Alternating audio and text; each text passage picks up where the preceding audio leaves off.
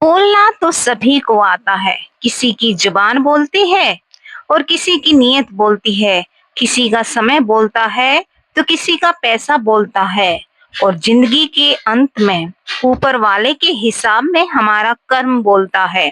कई बार जीवन में हम ऐसे मोड़ पर आकर खड़े हो जाते हैं जहां हम अपने आप को बिल्कुल असहाय महसूस करते हैं। हम सोचते हैं कि हमारे साथ ही ऐसा क्यों हो रहा है, लेकिन असली सत्य तो यही है कि जो होता है अच्छे के लिए होता है। अगर कोई सपना टूटता है तो समझो नया सपना सजोने का समय आ गया है। अगर कोई रिश्ता टूट रहा है तो समझो तुम्हारी जिंदगी में नए और सच्चे रिश्ते की जगह बन रही है। अगर कोई अवसर हाथ से निकलता है तो समझो कोई नया उससे बेहतर अवसर तुम्हारी प्रतीक्षा कर रहा है। हर परिस्थिति में छुपे संदेश को समझना सीखो। जब पक्षी का घोंसला टूटता है तो वह उसे उड़ने पर मजबूर हो जाता है और यही उड़ान उसे जीवन की ऊंचाइयों तक ले जाती है।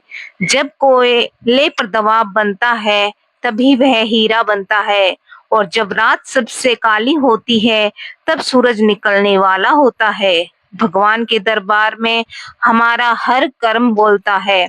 एक दिन श्री कृष्ण नदी किनारे बैठे थे, तभी उनसे अर्जुन ने पूछा, माधव क्या कर रहे हो? श्री कृष्ण ने जवाब दिया, इंतजार कर रहा हूँ कि पूरी नदी बह जाए, फिर पार करूंगा। अर्जुन ने कहा, माधव पूरा जल बह जाने के इंतजार में तो आप कभी ना नदी पार नहीं कर पाओगे। तब भगवान श्री कृष्ण ने कहा कि यही तो मैं आप लोगों को समझाना चाहता हूँ कि तुम जो सदा ये कहते हो कि एक बार जीवन की जिम्मेदारियां पूरी हो जाए तो मौज करूंगा, घूमूंगा, फिरूंगा, सबसे मिलूंगा और सेवा करूंगा। जैसे नदी का पानी कभी नहीं रुकता और इसे पार करने के लिए हमें कोई रास्ता बनाना ही पड़ता है, इसी प्रकार जीवन की जिम्मेदारियां कभी खत्म नहीं होती, लेकिन हमें अपने लिए जीना खुद ही सीखना पड़ता है। परंतु मनुष्य के काम कभी खत्म नहीं होते। उन लोगों को कभी मत भूलना जो तुम्हारी मदद शुरुआत से ही कर रहे हैं। पैसों से आप सब कुछ खरीद सकते हैं, लेकिन किसी का विश्वास और ईमानदारी नहीं। भरोसा सभी पर करना सीखिए, पर सावधानी से, क्योंकि कभी कभी खुद के दांत भी जीभ को काट देते हैं। उस इंसान के रोगों की कोई दवा नहीं होती जो दूसरों की तरक्की देखकर जलता है। कई बार कुछ गलतियों को माफ करना आपकी सबसे बड़ी गलती होती है। पैसा वही है जो आपके पास है और ताकत वही है जो आपके हाथ में है और अपना वही है जो आपके मुश्किल वक्त में आपके साथ है।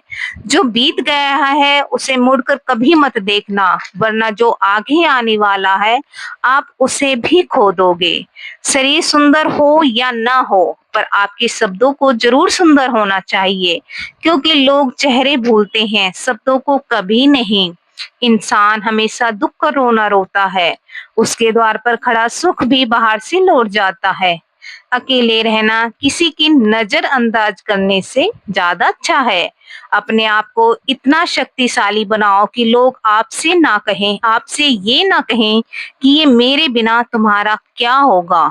मुश्किलें हमें तब दिखाई देती हैं जब हमारा ध्यान अपने लक्ष्य की तरफ नहीं होता। हर नई शुरुआत इंसान को थोड़ा डराती है, पर यह बात भी याद रखना, सफलता हमेशा मुश्किलों के बाद ही मिलती है। पैसे रंग रूप का गुरूर कभी मत करना।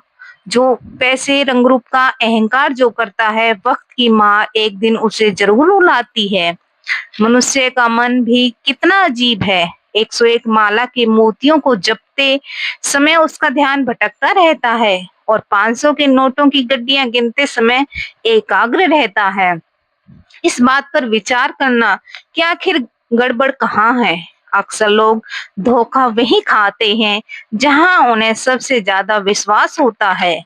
इस संसार में परेशानी तो हर इंसान के पास है, लेकिन कोई इन्हें छुपाने में माहिर होता है और कोई इन्हें दूसरों को बताने में। जिंदगी में पहचान बड़े लोगों से नहीं, जिंदगी में साथ देने वालों से होनी चाहिए। कुछ रिश्तों को छोड़ देना जरूरी होता है, खुद को खुश रखने के लिए।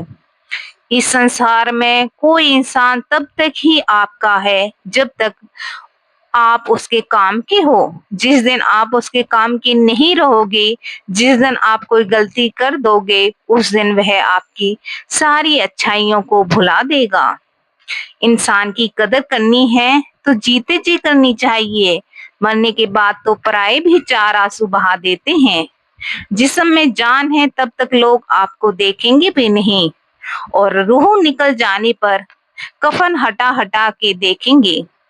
कभी वक्त निकाल कर बात कर लिया करो अपनों से। मरने के बाद तो पराए भी पूछते हैं कि कैसे क्या हुआ।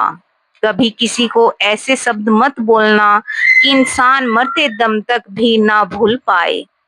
किसी दूसरों के सामने कभी घमंड मत दिखाना, क्योंकि आज बारी उसकी है तो कल तुम्हारी भी आएगी। भगवान श्री कृष्ण कहते हैं कि प्रिय भक्त शांत होकर सुनो। जब जीवन में इंसान मेहनत करता है, सच्चाई और ईमानदारी से अपने कर्म करता है, तब भी बहुत बार उसके सामने वह परिणाम नहीं आता जिसकी उसने कल्पना की थी।